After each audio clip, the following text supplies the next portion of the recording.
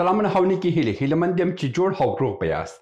دغه ورځ کې د استاد فیض الله جلال مرکه د انیسه شهید چې پخوا د طلوع نیوز خبریاله وه د هغه سره نشر سوی وه او دغه مرکې کې ډېر رازونه افشا کړي دي او په دې رازو کې هغه ناخوالې او هغه بدبختیانې وه چې افغان ملت دا کلونه د 20 کاله د جمهوریت په نامه باندې او د دیموکراسي په نامه باندې د دغه لنډغرو او د نظار شورا د ظالمانو څخه دا یې په خپل سینه باندې منل او غږ یې هم نه سویدل چې پورته کړي.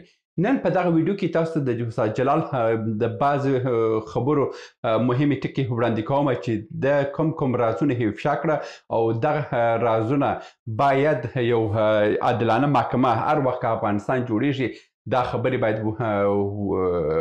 ولیکل سي او مستند سي او دغه لنډغران او دغه د وطن خرڅوونکي دا باید ژر تر ژره محکمه سي او دوی باید خپل اعمال وویني.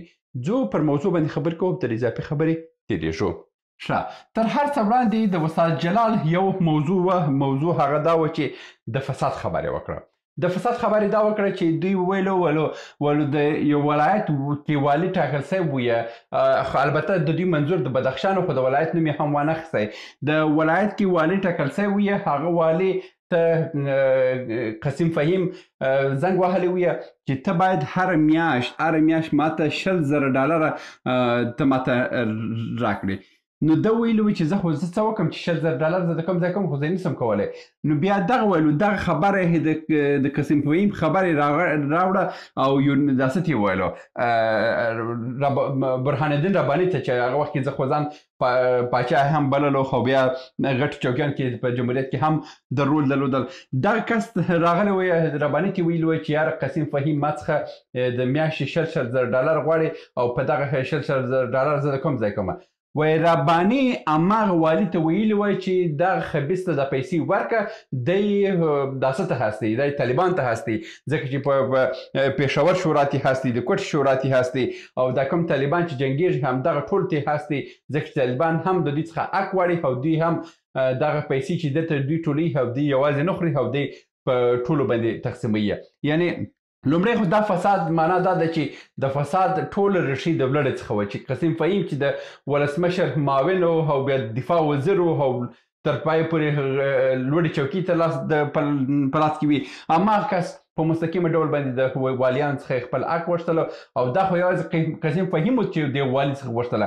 همدا ډول مثلا رباني هم د والي څخه خپل حاید غوښتله، د مسعود ناروا کورنۍ هم د ټول والیانو څخه خپل حاید غوښتل، ځکه چې د مسعود ناروا کورنۍ څه شی درلودل، دوی یو د خیریه بنسټ د بنیاد خیریه یعنې د مسعود خیریه بنسټ په نامه باندې یو داسې درلودله بنیاد مسعود په نامه باندې.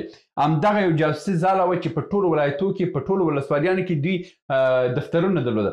هماغه ویې چې هر ولایت هر شعبې ته حتی وایم یو مامور ته هم ولاړ وه چې باید حق راکړي که نه ته دې ځای څخه منفعه کوي. یو لوی بدبختي چې په افغانستان په جمهوریت کې وه هغه د مسعود بنیاد و چې دومره تباهي وه او بیا دا د جاسوسي ځاله دا ټولو ولایتو څخه د ټولو ولسوالیانو څخه چې څه کارونه په حکومت کې کېدله د دې ټوله راپور همدغه جاسوسي ځالې ته تله. همدغه جاسوسي ځالې بیا د انټرنټ یو ټلیفون هر څه د افغانستان د مخابراتي سیستم سره هېڅ وصل نه وه، دا بیا د سټلایټ د طریقې بیا د نورو هېوادو د جاسوسي ادارو سره نشروله او همدا کارونه کوله. نو دا چې رهبري و دغه رهبري د نظار شورا د لنډغرو دغه ټولو د هر والي څخه په زور پیسې اخیستله لکه څنګه چې دوی وویله. بله موضوع چې دویمه موضوع چې ډېره مهمه موضوع وه هغه دا موضوع وه چې ده وویله په کابل کې څه کوي چې په ټول افغانستان کې چې کله هم ترورونه کېدله چې یو انسان وژل کېده ول د دې وژل کېدو په داسه معلومات ول دا یوازې د مسعود کورنۍ په باندې خبر وه، یعنې څو ورځې وړاندې هغه کورنۍ خبر وه چې په فلاني ورځ کې فلاني باید ترور سي او دا باید ووژل سي. همدا ډول د نظار شورا لنډغر ټول په دې باندې خبر و، بعضې هم عمده کسان لنډغران یې خبر و چې پلانې او پلانې باید ترور سي. یعنی د دوی اصلي د افغانستان د ترورونو مرکز چې ویه دا د جمعیت حزب د جمعیت ګوند دفتر و چې هغه پخوا به داسې کو، بیا وروسته په کارتې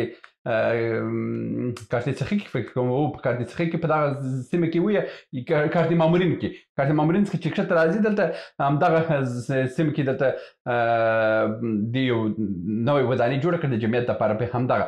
نو هماغه د جمعیت د ګوند مرکز چې و هغه د انسانانو د قتل عام مرکز و چې هلته تصمیمونه نیول کېدل چې څوک ژوندی پاتې او څوک ووژل سي. او دا خبرې تاسو اوس هم اورېدلی سئ، هر وخت د انیسه شهید په یوټیوب کې اورېدلی سئ چې استاد جلال دا خبرې ټولې کړي دي. ګوره استاد جلال کوچنی سړی نه دی، د ده مېرمنه مسعوده جلال چې وه هغه ولسمشر ته کاندیده وه، بیا هغه د ښځو چارو وزیره سوه، هغه یو ډېر پوهه ښځه ده او د خپل هم د کابل پوهنتون مرستیال پاتې شوی دی، کابل پوهنتون استاد پاتې شوی دی، د هم د برهان الدین رباني سلاکار پاتې شوی دی، بیا وروسته د ډاکټر صاحب اشرف غني په وخت کې د هم حقوقي سلاکار وپېژندل سو. یعنی په لوړو چوکیانو کې د کار کول او د ټولو معلومات چې د کوم معلومات نشر کړي د دې داسې بې حساسه معلومات نه وو، دا ټوله دقیق معلومات وه. یعنی دا فساد خو یوه خبره، بل د ترورونو خبره وه. دا ترورونه ټوله هم دوی کوله، همدغه د شورای نظار لنډغرو کوله او بیا برته د طالب په نامه باندې ختمول او موضوع داسې کول. او که نه یا به هم د هغه به په وروسته خبرې کوم.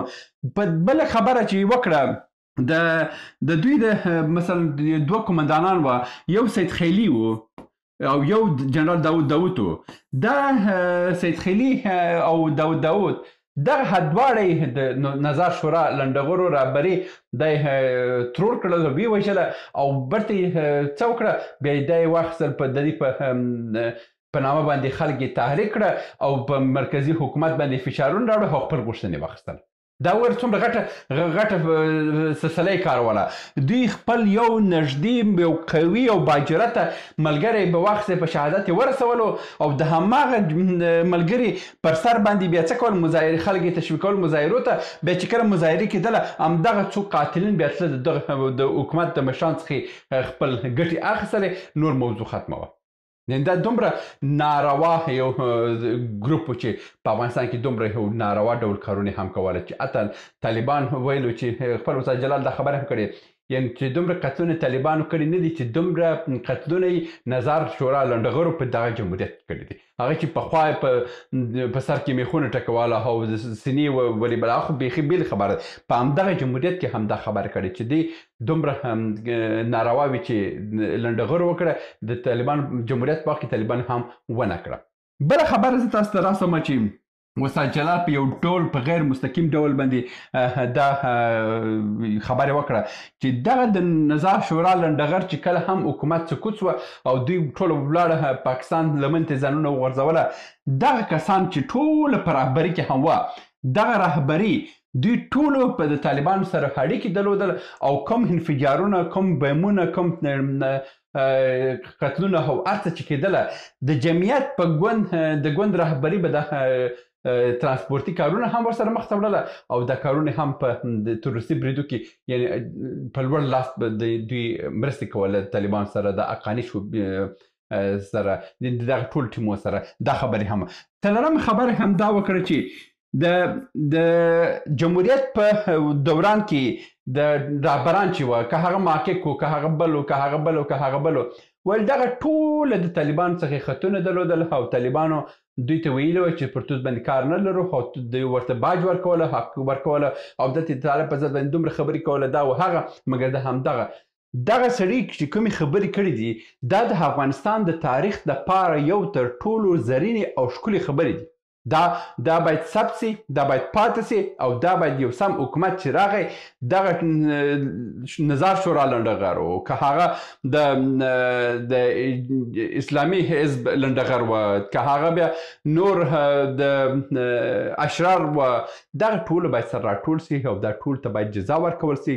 که دغه راټول نه سي او دوی ته جزا ورنکول سي او دوی محکمه نه سي، افغانستان په هیڅ وخت کې دوی یو ښه ورځ ته نسي رسېدلی. د یوازینۍ لارې همدغه ده چې دوی باید خپل اعمال ته ورسېږي او دوی باید لاسونه هم لنډ سي او دوی باید یو قوي سزا هم وویني. دا و د نن ورځ ویډیو. هیله مند یم چې یو څه مو ترلاسه کړي اوسئ. تر بیا هم په الله سپارم. ښې چارې. سلامونه. موږ ډېر موضوعات جوړ کړي دي. که سیاسي موضوعات غواړئ ووینئ نو دلته کلیک کړئ. او که غواړئ اقتصادي موضوعات وګورئ نو دلته کلیک کړئ. او که غواړئ چې د تل لپاره راسره واوسئ نو دلته کلیک کړئ او چینل سبسکرایب کړئ. مننه.